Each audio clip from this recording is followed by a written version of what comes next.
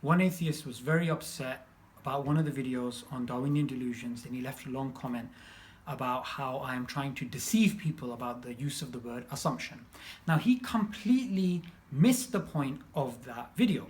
Now, that video, what I went on to be explained, and from the very beginning I made it clear what I was challenging was the way that Darwinists, they make human-chimp ancestry look like a no-brainer, like gravity, like, you know, it's truism. It's like roses are roses. It's so obvious. You have to be a complete moron to actually deny it. And these are, you know, I used the word moron in the actual video.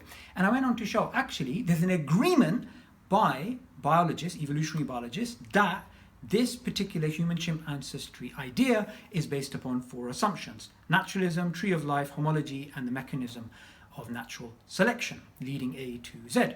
Now, I just made that clear in the video, and this atheist got really upset. Well, I'm sorry if you're going to get upset, but the fact of the matter is I have to make it clear the difference between the popular understanding of Darwin's theory and the way that scientists actually pursue it, and the way that actually philosophers of biology pursue it, and they actually study it. Now, what I wanted to make clear is this.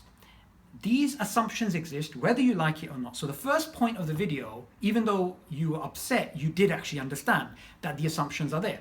Now, what you were not happy with was that the fact that I used the word assumption, and you were saying assumptions can be verified. You know, like, you know, assumptions are not just ideas and this and that. Okay, let me just put out a challenge to you and any other atheist that's actually watching.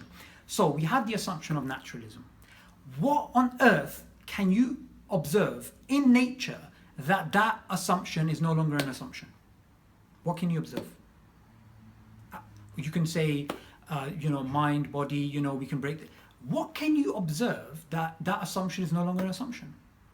I'm going to put out a challenge, which is absolutely nothing.